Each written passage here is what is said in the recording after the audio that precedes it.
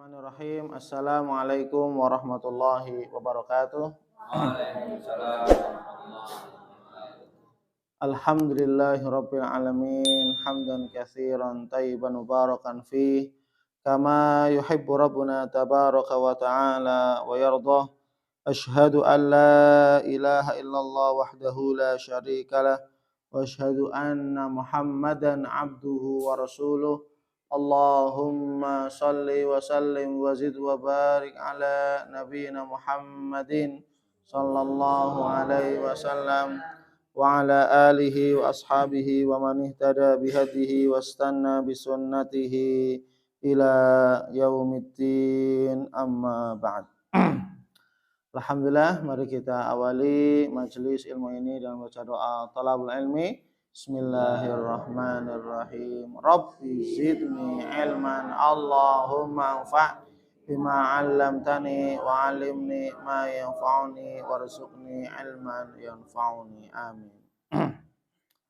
Alhamdulillah, kita bersyukur kepada Allah Subhanahu wa taala atas segala limpahan nikmatnya kepada kita sekalian, yang Allah Subhanahu wa taala terus-menerus memberikan kepada kita berbagai macam kenikmatan-kenikmatan yang tak terhingga, yang tak terhitung, yang nikmat yang Allah berikan nilainya lebih besar ya dibandingkan dengan apa yang kita miliki dari dunia. Ya, maka kita wajib bersyukur kepada Allah Subhanahu wa taala, karena dengan nikmat Allah Subhanahu wa taala kita bisa beribadah secara sempurna, maksimal. Tapi tanpa nikmat Allah Subhanahu wa taala, niscaya kita akan beribadah kurang maksimal. Kalau sakit yang harusnya sholatnya berdiri, duduk, kan kurang maksimal. Kalau sakit yang harusnya ketika sehat tadarusnya mungkin 2 lembar, karena sakit mungkin hanya 1 halaman atau bahkan libur dulu, tidak baca Quran dan seterusnya. Maka dengan nikmat Allah Subhanahu wa taala, segala amal ibadah, amal soleh, amal kebaikan terwujud, terlaksana secara sempurna. Maka ini yang kita minta terus, al-afiyah. Allahumma inni as'alukal afwa wal afiyah fid dunya wal akhirah. Ya Allah, berikanlah aku kesehatan, keselamatan di dunia dan akhirat. Baik, insyaallah pada kesempatan ibadah subuh kali ini kita masih melanjutkan tentang bab ya yakin dan tawakal. Kita masih di muqaddimah ya. Karena memang Imam An-Nawawi rahimahullah menukilkan, mencantumkan dalil dari Al-Quran terkait tentang tawakal. Ini ada sedikit ya, banyak ya. Imam An-Nawawi rahimahullah, beliau menukil ayat surat Al-Furqan ayat 58 terkait tentang menjadi dasar atau dalil dari bab yakin dan tawakal ini. Allah Subhanahu wa taala berfirman dalam surat Al-Furqan ayat 58. Allah mengatakan, "Wa tawakkal 'alal hayyil ladzi la yamut." Maka bertawakkallah kepada Allah yang maha hidup lagi tidak mati. Karena hakikatnya ketika seseorang bertawakal harusnya kepada yang hidup selama-lamanya. Kalau seseorang bertawakal kepada manusia, manusia terbatas umurnya. Kalau seseorang bertawakal hanya kepada jabatan, jabatan paling 5 tahun, 10 tahun, pensiun. Kalau seseorang bertawakal hanya kepada orang kaya, kaya bisa habis kekayaan. Ya kan? Kalau seseorang bertawakal kepada kecerdasan, kepandaian, kecerdasan bisa hilang.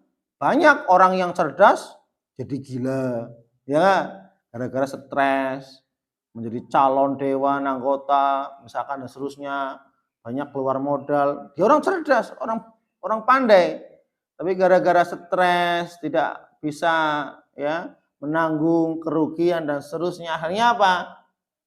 Jadi gila dan seterusnya. Naudzubillah ya. Maka Di sini kita diperintahkan oleh Allah Subhanahu wa taala untuk bertawakal hanya kepada Allah. Kenapa? Karena dialah Allah Maha hidup, lagi tidak akan pernah mati selama-lamanya. Sedangkan selainnya, kullu syai'in halikun illa wajhah. Setiap manusia atau segala sesuatu itu akan hancur binasa kecuali Allah Subhanahu wa taala. Makanya kita bertawakal, bersandar, bergantung hanya kepada Allah yang Maha hidup lamanya. Allah yang Maha kuat, Allah yang Maha berilmu, Allah yang Maha kuasa, Allah yang Maha hidup, yang lain mati, Allah Maha kuat, yang lain lemah, ya kan? Allah Maha kuasa, yang lain tidak punya kuasa kecuali atas izin Allah Subhanahu wa taala. Maka kalau seandainya kita ingin bertawakal hanya kepada Allah, pasrah, gantungkan segala sesuatu hanya kepada Allah Subhanahu wa taala. Kemudian yang berikutnya, dalil yang berikutnya itu surat Ibrahim ayat 11, ya. Wa 'alallahi, ya. Wa 'alallahi falyatawakkalul mu'minun. Dan hanya kepada Allah Subhanahu wa taala hendaknya orang-orang yang beriman bertawakal. Ini perintah. Kalau memang dia betul orang yang beriman kepada Allah, dia hamba Allah, maka ketawakalannya kepada Allah. Ya. Ini orang beriman. Karena ada orang yang tidak yakin kepada pertolongan Allah. Tidak yakin kepada janji Allah. Sehingga apa? Mengandalkan dirinya sendiri. Mengandalkan, saya akan punya orang dalam. Saya akan punya saudaranya pejabat, saya akan saudaranya ya apa saja, polisi, saya akan saudaranya hakim. Gampang, saya akan punya om polisi dan seterusnya. Misalkan, ini namanya tawakal kepada manusia. Bergantung pasrah kepada manusia. Padahal kita diperintahkan kita hanya bertawakal, menggantungkan segala sesuatu hanya kepada Allah Subhanahu, karena hakikatnya Allah yang mengatur segalanya. Allah yang menguasai segala-galanya. Allah yang memiliki segala-galanya. Sehingga segala sesuatu pun harus kita gantungkan, kita mohon, kita yakin di sanalah di tangan Allah Subhanahu wa taala segala urusan akan diatur. Ya. Maka kalau seandainya kita beriman kepada Allah, maka satu-satunya kita hanya bergantung, bertawakal hanya kepada Allah Subhanahu wa ta'ala, bukan kepada selainnya. Kemudian dalam surat Ali Imran ayat 159, Allah Subhanahu wa ta'ala berfirman, fa idza azamta fatawakkal 'alallah. Nah ini. Apabila kamu telah bertekad melaksanakan sesuatu, melaksanakan ibadah maksudnya, sudah niat gitu ya. Niat mau bangun pesantren, niat mau sedekah, niat mau zakat, niat mau beribadah, niat mau haji, niat mau umroh. Ya, niat mau menuntut ilmu, mondok, pesantren dan seterusnya. Ini niat-niat ibadah mulia. Ya, maka niat-niat yang mulia ini harus ditekadkan, diyakinkan, diikhtiarkan, diusahakan, dan pasrah bergantung kepada Allah Subhanahu. Jadi bukan hanya sekedar pasrah-pasrah, sudah pasrah deh. Ya. Enggak, tapi ada upaya, ada ikhtiar, ada usaha dan doa. Ya. Saya pengen ya umroh. Udahlah pasrahlah. Kalau kekumpul uang kekumpul, kalau enggak, misalkan harus ada usaha, ikhtiar, ya, nabung, daftarkan, ya, udahlah pasrah lah kalau ngumpul uang, misalkan nggak bisa, harus ada ikhtiar, ya, ada orang pengen, ya, kuliah, misalkan di mana Timur Tengah dan seterusnya, itulah kalau saya masuk ya masuk, kalau enggak ya enggak, lo nggak bisa, harus ada target. Maka apa? Sewaktu dia belajar, dia istiqomah, ngafal Quran. Kalau pengen yang ke Timur Tengah, ke Madinah, ke Mesir, ke Sudan misalkan. Maka apa? dia ketika belajar sungguh-sungguh serius, nahwu sorofnya, ya, hafalan Qur'annya, hafalan hadisnya, bahasa Arabnya, dan seterusnya, ya, balaghahnya, ya.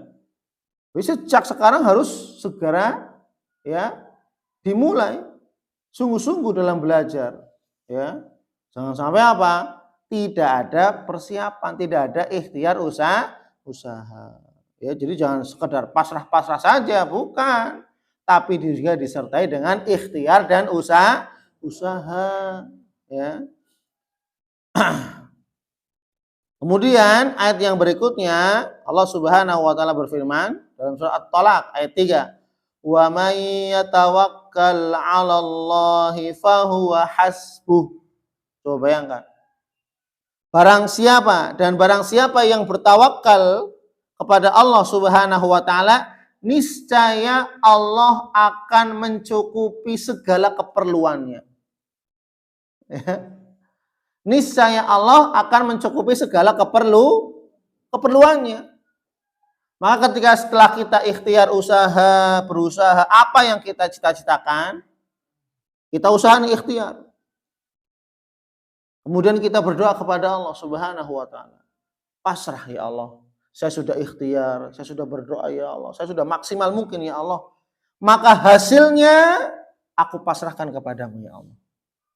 Karena hakikatnya apa yang engkau tetapkan, apa yang engkau putuskan setelah aku berusaha keras, ikhtiar, berdoa dengan segala macam ikhtiar, engkau yang memutuskan, aku hanya pasrah kepadamu. Ya. Dan harus yakin kepada Allah Subhanahu wa taala, apapun yang Allah putuskan, Allah tetapkan, itulah yang terbaik. Kalau seandainya lolos, dapat apa yang diinginkan, berarti memang itulah kehendak Allah Subhanahu. Tapi kalau seandainya apa yang kita inginkan, cita-citakan, kok, ya, sebaliknya, artinya tidak diperkenankan oleh Allah Subhanahu wa taala, tidak dikehendaki oleh Allah Subhanahu wa taala, ya berarti itulah ketetapan Allah. Maka segala ketetapan Allah itulah yang terbaik bagi kita. Paham ya? Makanya ketika sahabat Umar bin Khattab berdoa kepada Allah Subhanahu wa taala, berikhtiar, bertawakal, maka ketika doanya tidak dikabulkan oleh Allah, malah dia bahagia. Misalkan Umar pengen ini, tapi tidak dikabul-kabul, ya. Oh, berarti apa? Allah menginginkan untuk Umar yang lebih baik. Sehingga apa? Umar mengatakan sesungguhnya, ya, apa yang ditetapkan oleh Allah itu yang terbaik. Sampai pada apa? Sampai pada apa yang kita harapkan kemudian kok tidak terwujud, maka yakinlah bahwasanya apa? Allah sedang memberikan sesuatu yang terbaik dari apa yang kamu harapkan, dari apa yang kamu cita-cita. Harus yakin memang. Ya, harus yakin. Karena kita tidak tahu sebab akibat masa depan dan seterusnya. Tidak tahu. Karena Allah yang Maha tahu, maka hakikatnya kita hanya bisa ikhtiar, berusaha, berupaya keras, berdoa, berjuang, berkorban, terus berdoa kepada Allah. Adapun hasil Allah yang menentukan.